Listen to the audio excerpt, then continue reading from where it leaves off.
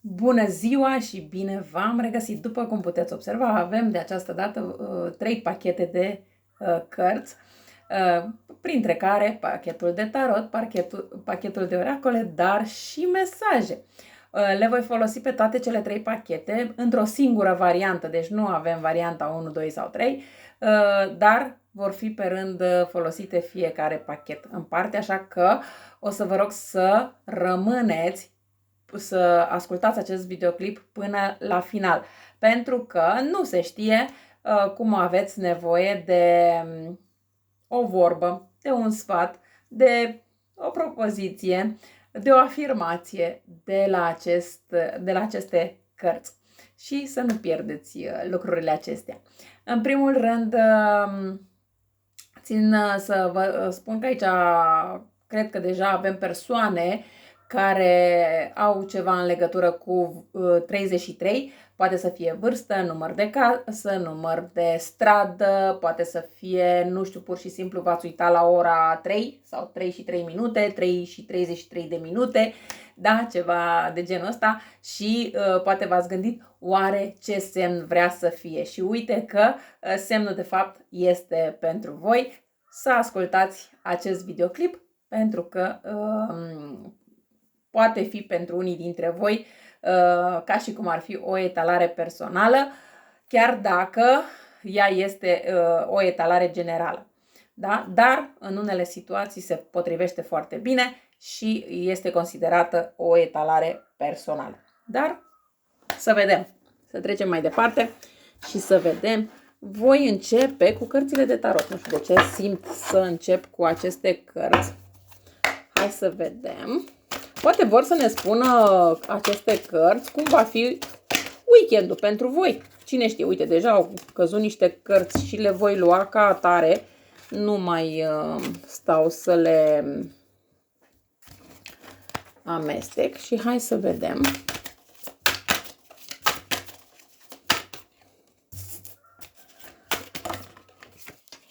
Bun.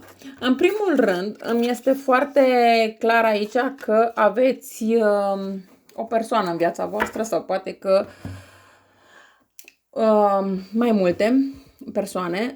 Aici problema este că în unele cazuri vorbim despre iubire, în alte cazuri vorbim despre colegii de muncă.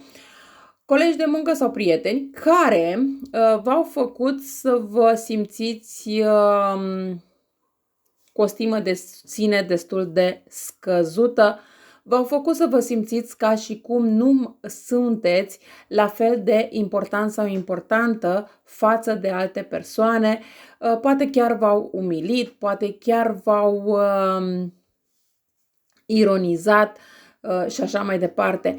Iar voi, având deja o oarecare anxietate, n-ar fi nimic exclus, acum din cauza acestor persoane, din cauza vorbelor acestor persoane, să vă simțiți mai rău decât a fost înainte. Însă, ceea ce este aici foarte important este faptul că trebuie să vă ridicați. Este bine să vă uitați în oglindă, să vedeți ce persoană minunată sunteți voi și să nu mai dați ascultare tuturor persoanelor din jurul vostru. Nu știu de ce, dar aici nu simt să spun zodiile. Probabil că aici cam toate zodiile se întrepătrund, pentru că sunt persoane și persoane din fiecare zodie care trec prin anumite etape în această viață și poate că din acest motiv nu simt să spun despre zodii.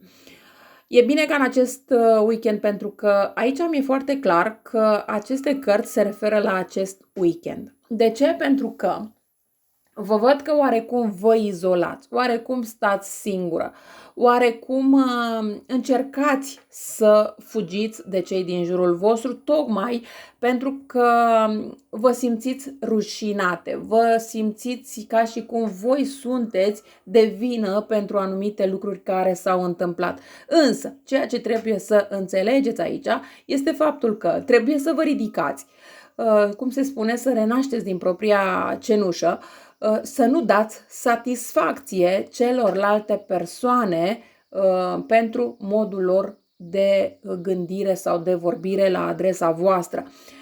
Voi, în primul rând, trebuie să vă gândiți că dacă acea persoană v-a jignit, v-a umilit și așa mai departe, a făcut-o pentru că doar atât a putut. A făcut-o pentru că nu are capacitatea necesară pentru a depăși anumite obstacole și anumite frustrări pe care persoana respectivă le poate avea și nu le poate depăși și atunci cumva le-a aruncat asupra voastră. Luați-vă, să spunem, o zi în care să stați doar voi cu voi, dacă se poate, și mai apoi să vă adunați gândurile pentru a merge mai departe. Și chiar dacă nu aveți posibilitatea să ajungeți la un coafor, cumpărați-vă voi o vopsea și vopsiți-vă. Da? Nu trebuie neapărat să mergi la un coafor ca să îți schimbi un pic stilul. Sau îmbrăcați-vă puțin diferit decât ați făcut-o până în acest moment. Da? Dacă până acum ați purta pantaloni, de ce nu? Uite, acum puteți purta o rochie, o fustă.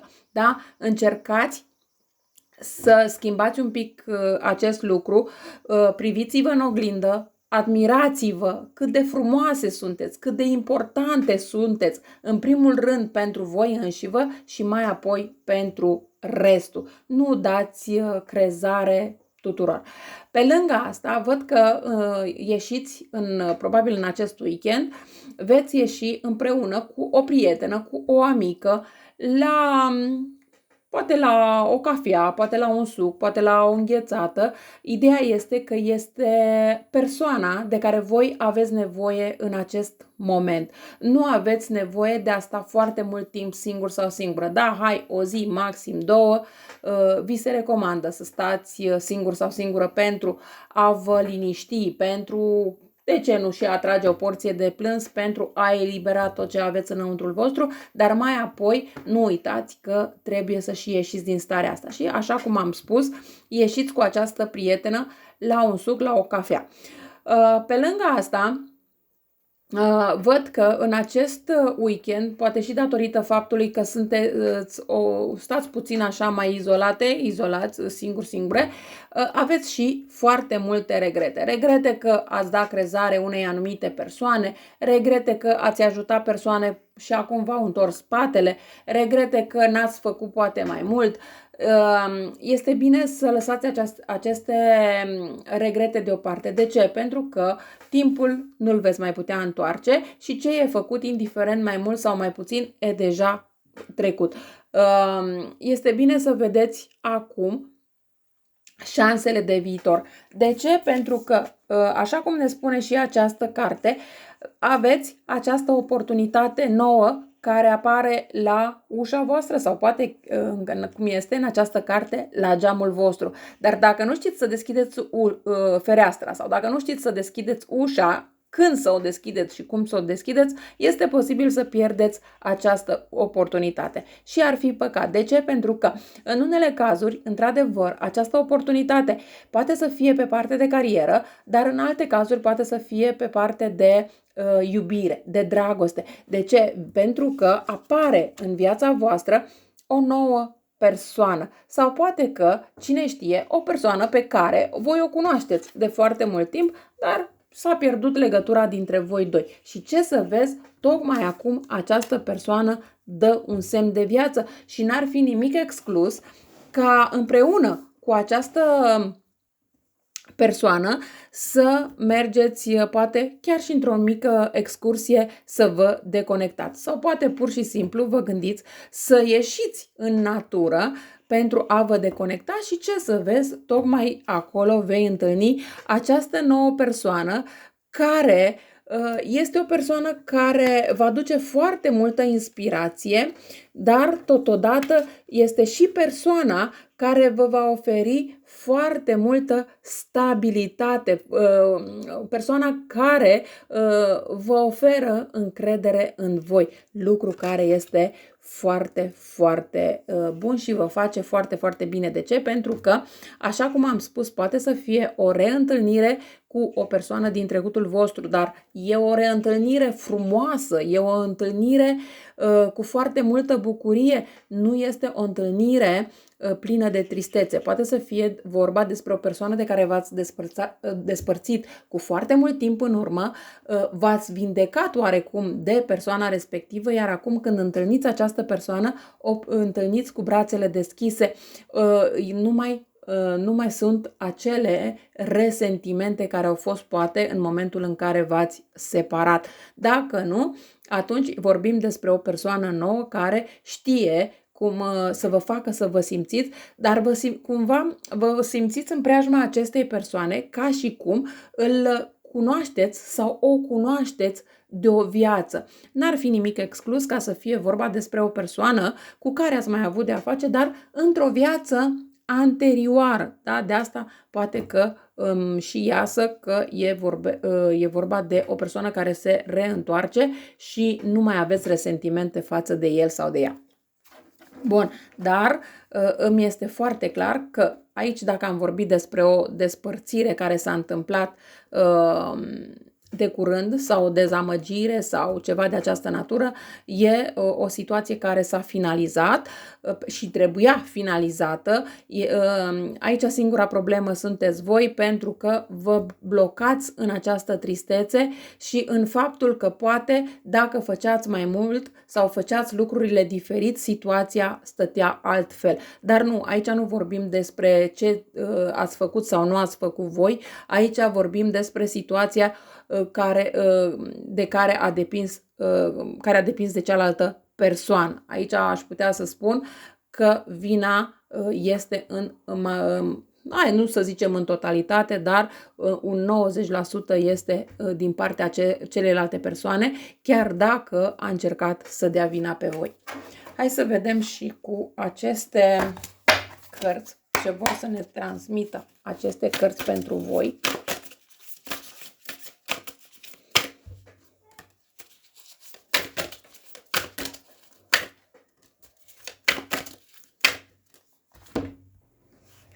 Aici, după cum avem aceste cărți, îmi vine să spun că voi ați considerat că Dumnezeu nu se gândește la voi sau că Dumnezeu nu vă oferă și vouă ce vă oferă, ce oferă altora, sau că, nu știu, Dumnezeu v-a uitat și așa mai departe.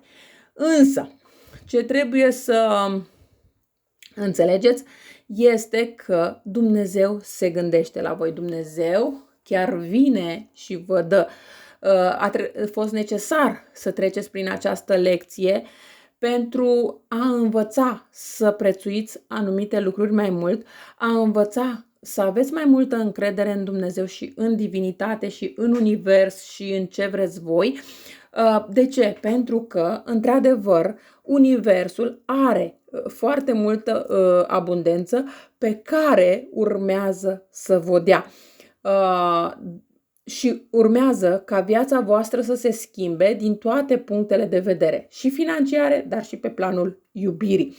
Mai ales pentru persoanele cu vârsta de 36, în jurul vârstei de 36 de ani.